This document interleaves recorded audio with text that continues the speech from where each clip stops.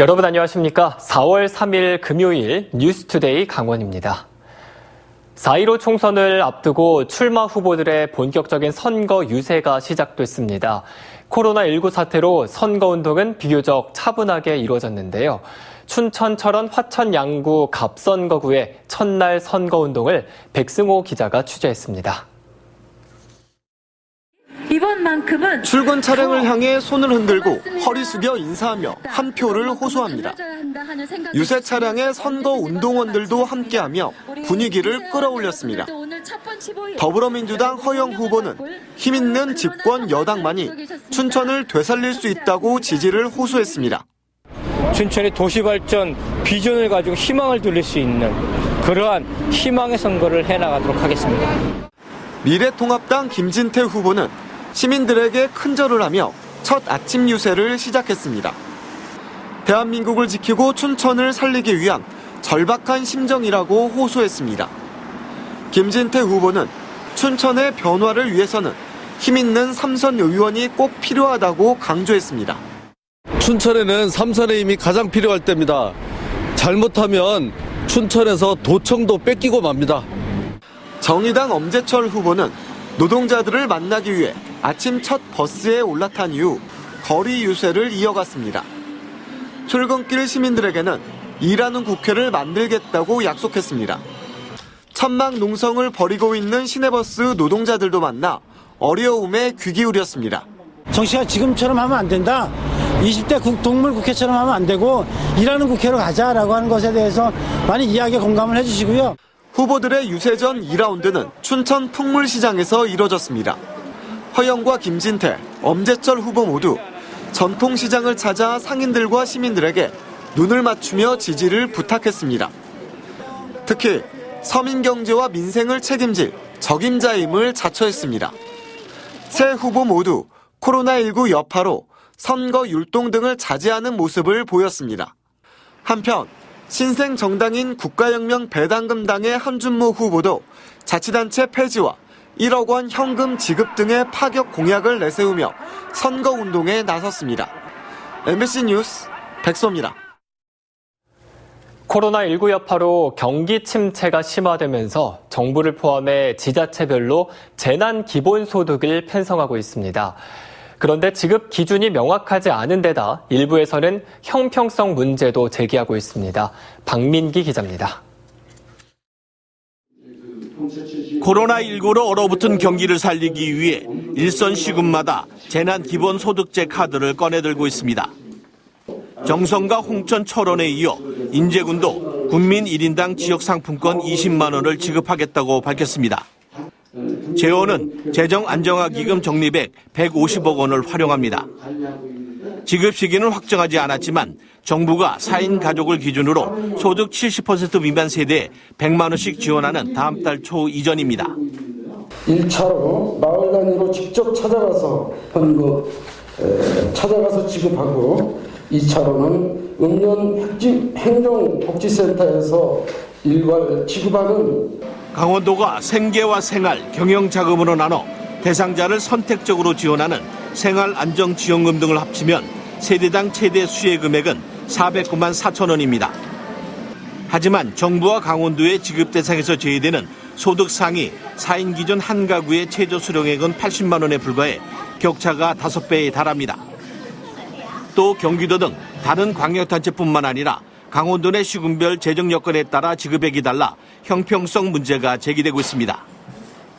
하지만 코로나19 여파로 경기 침체가 심화돼 중앙정부가 지급 시기나 예산 부담률을 확정할 경우 재난기본소득을 지급하는 시군은 더욱 늘어날 전망입니다.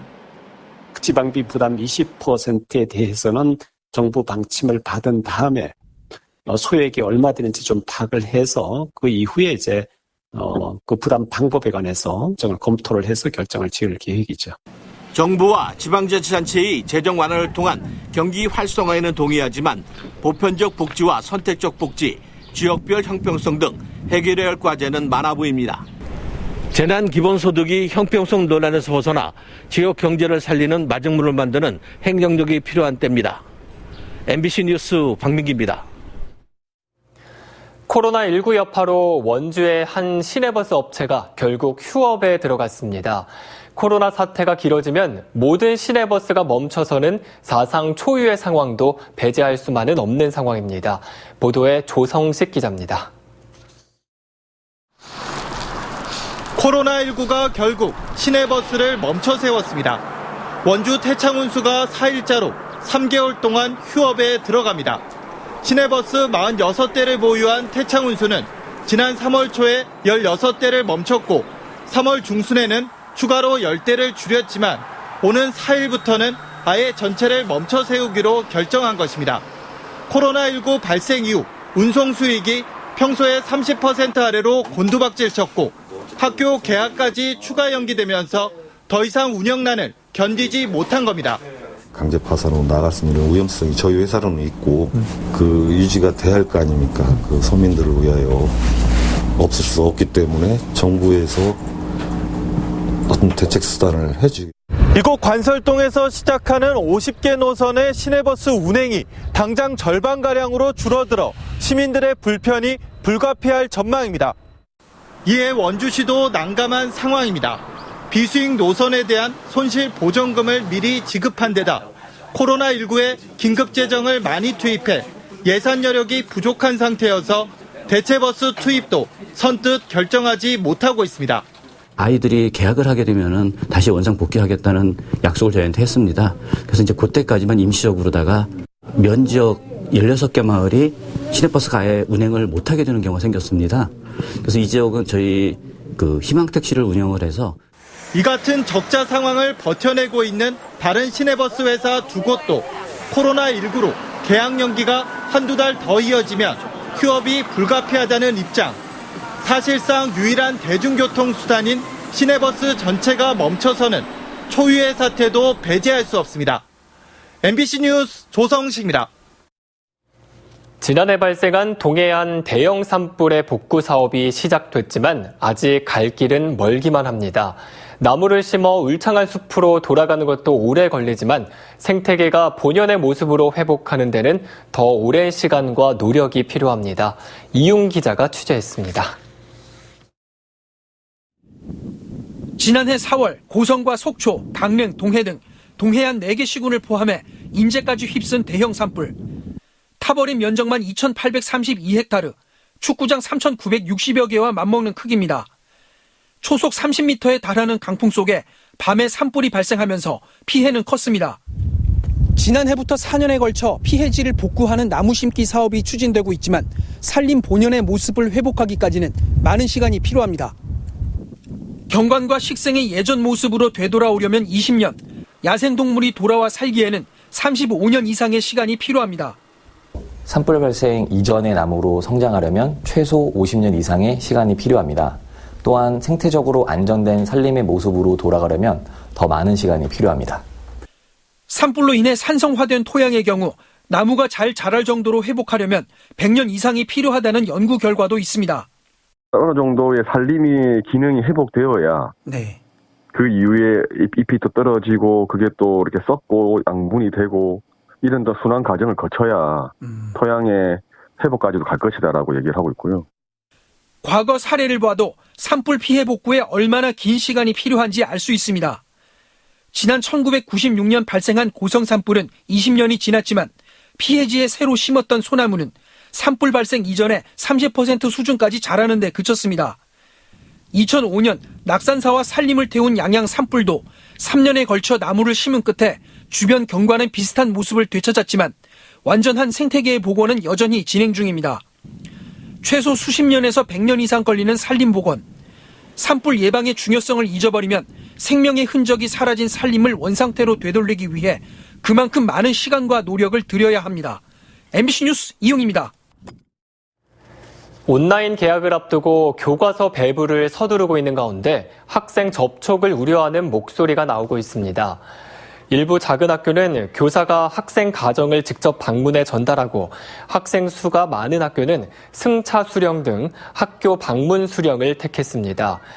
이에 대해 일부 학부모들은 학생이 학교로 가기 위해 대중교통을 이용할 경우 다수의 사람들과 접촉할 수 있어 우려하고 있습니다. 이에 따라 일부 학교는 온라인 수업임을 감안해 출석 개학 이후 배부를 고려하고 있습니다. 강원도교육청은 교과서 배부 지침은 없지만 사회적 거리두기 방침을 준수해 학교에 맡기고 있다고 밝혔습니다. 4.15 총선을 12일 앞두고 여야 중앙당 지원 유세가 강화되고 있습니다. 더불어민주당 이낙연 선대위원장은 오늘 춘천 민주당 강원도당을 찾아 선거 캠프 인사와 운동원을 격려하고 춘천 시민들에게 한 표를 호소할 계획입니다. 미래통합당 유승민 의원은 오는 6일 원주를 찾아 지원 유세를 펼치고 김종인 선대위원장은 강원 방문 일정을 조율하고 있습니다. 태백시 의회 의원들이 올해 해외 연수비를 반납하기로 결정했습니다. 태백시 의회는 코로나19로 어려움을 겪는 시민들과 고통을 분담하기 위해 올해 예산에 편성된 국외여비 3,500만 원을 전액 반납한다고 밝혔습니다. 또 태백시 의원들은 내일 버스터미널 등 다중이용시설을 찾아 방역활동도 펼치기로 했습니다. 원주시가 코로나19 확산 방지를 위해 공공체육시설 임시휴관을 무기한 연장하기로 했습니다.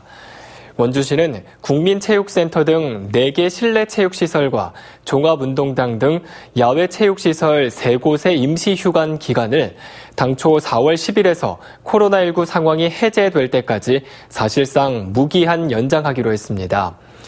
휴관 기간 철저한 방역 소독을 실시하는 한편 오래된 체육시설에 대한 유지 보수 공사가 진행될 예정입니다. 연세대학교 미래캠퍼스 학생들이 마스크 온라인 구매를 돕기 위한 사이트를 개발했습니다.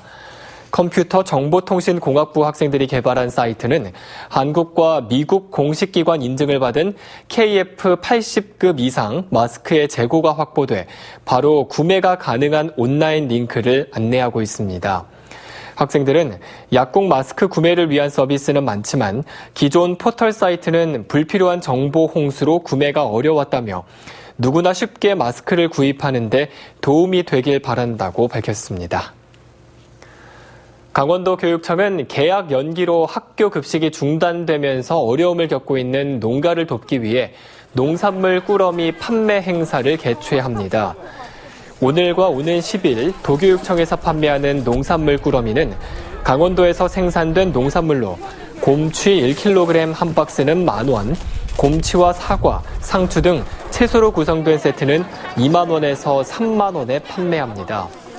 교육청은 사회적 거리두기를 감안해 간이 판매장에서 승차 판매 형식으로 진행하기로 했습니다. 이어서 오늘의 날씨와 도내 코로나19 현황을 전해드립니다.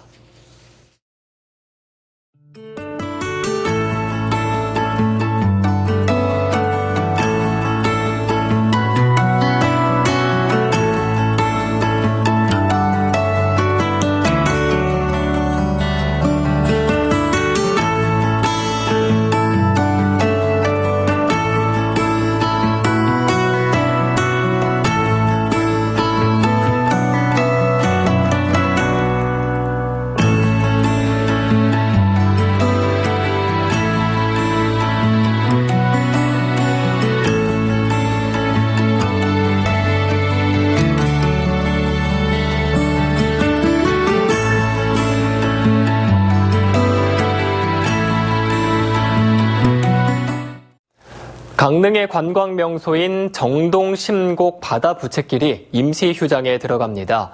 강릉시는 관람객들의 불편 해소를 위해 5억 원을 들여 탐방로 확장과 안전시설 확충 공사 등을 시행함에 따라 내일부터 한 달 동안 바다 부채길 운영을 중단한다고 밝혔습니다. 이번 휴장은 코로나19 사태와는 관계없고 협소한 탐방로 구간 5곳을 확장하고 경사가 심한 곳에는 장애인과 노약자를 위한 난간대를 설치할 계획입니다. 코로나19 여파에도 불구하고 강원 지역 소비자 물가지수는 평년과 비슷한 상승세를 유지한 것으로 나타났습니다. 강원지방통계지청이 발표한 자료에 따르면 3월 소비자 물가지수는 지난해 같은 기간에 비해 1.3% 올랐습니다. 부문별로는 신선식품 물가가 지난해 같은 기간에 비해 5.4%, 생활 물가는 2.1%가 각각 상승했습니다. 그러나 2월에 비해서는 소비자 물가 지수가 오히려 하락한 것으로 분석됐습니다. 동부지방산림청이 산림재해 예방을 위해 산악 기상 관측망 구축 사업을 추진합니다. 4억 원을 들여 이달부터 6월까지 강릉과 평창 등 도내 10곳의 산림에 풍속과 강수량 등을 측정하는 산악 기상 관측 설비를 설치할 계획입니다. 산악 기상 관측망 구축이 완료되면 산악 기상 정보를 정확히 파악할 수 있어 산사태 등으로 인한 피해 예방에 도움이 될 것으로 기대되고 있습니다. 강원지방경찰청은 텔레그램 집단 성착취 영상 공유 거래 실태를 제보한 공익신고자에 대해 신변 보호 조치를 하기로 결정했습니다. 강원청 사이버수사대는 공익신고자에 대한 신상 유포나 협박 등 신변에 위해를 입을 가능성이 커져 이들에게 스마트워치를 지급하는 등 신변 보호 조치를 취했다고 밝혔습니다. 또 신변 보호 담당 경찰관을 지정해 수시로 대상자의 안전을 체크하고 공익신고자의 신상을 유포하거나 위해를 가할 경우 가해자를 검거해 엄벌에 처할 예정입니다. 강원도 교육연수원은 온라인 계약에 취약한 현장 교사들을 위해 온라인 수업 시작하기 생방송을 유튜브로 진행한다고 밝혔습니다.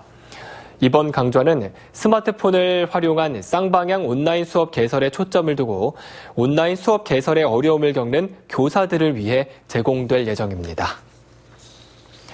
이상으로 뉴스투데이 강원을 마칩니다. 시청해주신 여러분 고맙습니다.